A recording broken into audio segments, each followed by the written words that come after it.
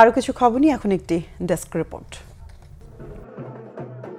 বিএনপির দ্বিবার্ষিক সম্মেলন হয়েছে কিশোরগঞ্জের তারাইলে। বিকেলে সাচাইল মাদ্রাসা মাঠে এতে প্রধান অতিথি ছিলেন বিএনপির যুগ্ম মহাসচিব হাবিব উন নবী খান সোহেল। তিনি বলেন, বিএনপির বিরুদ্ধে কথা বলার আগে চিন্তা ভাবনা করতে হবে। বিএনপি না থাকলে মোদির অফিস থাকতো ঢাকায়। প্রধান বক্তা ছিলেন দলের সহ সাংগঠনিক সম্পাদক অ্যাডভোকেট শাহ ওয়ারেস আলী মামুন।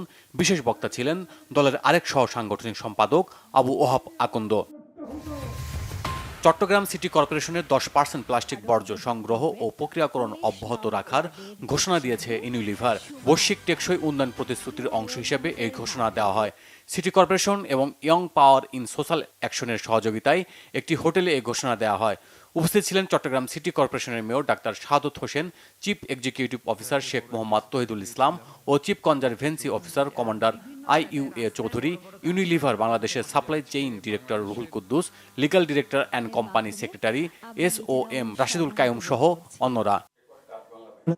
পদ্মা সেতুতে নিরবিচ্ছিন্নভাবে চলাচলের জন্য অত্যাধুনিক ইলেকট্রনিক টোল সংগ্রহের দায়িত্ব পেয়েছে বাংলাদেশ ডাক বিভাগের মোবাইল আর্থিক সেবা প্রতিষ্ঠান নগদ।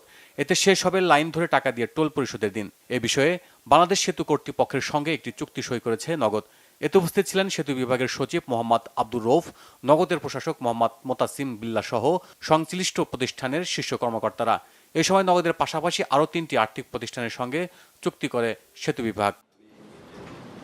আসন্ন ঈদুল আজহা উপলক্ষে দেশের জনপ্রিয় ইলেকট্রনিক্স পণ্য উৎপাদনকারী প্রতিষ্ঠান মিনিস্টার ফ্রিজ কিনুন, হাম্বা জিতুন সিজন 2 এর অফার ঘোষণা করেছে। প্রতিষ্ঠানের প্রধান কার্যালয়ে সংবাদ সম্মেলনে মিনিস্টার মাইওয়ান গ্রুপের উপব্যবস্থাপনা পরিচালক মোহাম্মদ হুমায়ুন কবির অফারটি ঘোষণা করেন। এই সময় উপস্থিত ছিলেন প্রতিষ্ঠানের ডিলার চ্যানেলের নির্বাহী পরিচালক মোহাম্মদ ইসাক জোয়াদ্দার, শোরুম চ্যানেলের পরিচালক মোহাম্মদ মাহবুদুর রহমান খান, কর্পোরেট চ্যানেলের পরিচালক অবসরপ্রাপ্ত কর্নেল মোহাম্মদ মাহবুবুর রহমান এবং হেড অব ব্র্যান্ড মার্কেটিং ও কমিউনিকেশন সোহেল কিবরিয়ার সহ ঊর্ধ্বতন কর্মকর্তারা। রাজস্ব নীতি ও বাস্তবায়ন বিভাগ আলাদা খসড়া অধ্যাদেশ সংশোধনের দাবিতে সকালে এনবিআর চেয়ারম্যানের দপ্তর ঘেরাও করেন কাস্টম ও ট্যাক্স কর্মকর্তারা।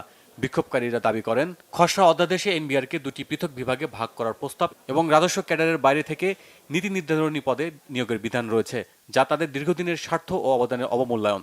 এতে করে কাস্টম হাউস, কর দপ্তর, বন্দর বন্ড, আমদানি রপ্তানি সামগ্রিক অর্থনীতি অচল হয়ে যাওয়ার আশঙ্কাও করছেন অনেকে। দ্বিতীয় দিনের মতো দেশের সব পলিটেকনিক ইনস্টিটিউটে একসাথে শাটডাউন কর্মসূচি পালন করেছে কারিগরি শিক্ষার্থীরা। 6 দফা দাবি না মানা পর্যন্ত এই কর্মসূচি অব্যাহত রাখার ঘোষণা দিয়ে মঙ্গলবার নতুনভাবে আন্দোলন শুরু করেন তারা। ঢাকা পলিটেকনিক ইনস্টিটিউটের ক্লাসরুমে তালা ঝুলাতে দেখা যায়। গত 8 মাস ধরে তাদের প্রধান দাবি জুনিয়র ইনস্ট্রাক্টর পদে ক্রাফট ইনস্ট্রাক্টরদের 30% প্রমোশন কোটা বাতিল এবং কারিগরি সেক্টরের সকল পদে পলিটেকনিক থেকে পড়ালেখা শেষ করা শিক্ষার্থীদের নিয়োগ দিতে হবে।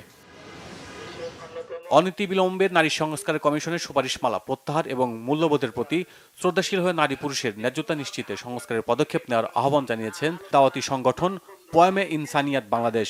বিকেলে শিশু কল্যাণ পরিষদে এক অনুষ্ঠানে এই আহ্বান জানানো হয়। এতে উপস্থিত ছিলেন সংগঠনের আমির ডক্টর মাওলানা শহীদুল ইসলাম ফারুকি, খেলাফত মজলিসের নায়েবে আমির মাওলানা আহমদ আলী কাশেমি, অ্যাডভোকেট এহসানুল মাহবুব জুবায়ের ও ডক্টর মুফতি শুয়াইব আহমদ সহ অন্যরা। Bangla vision news desk.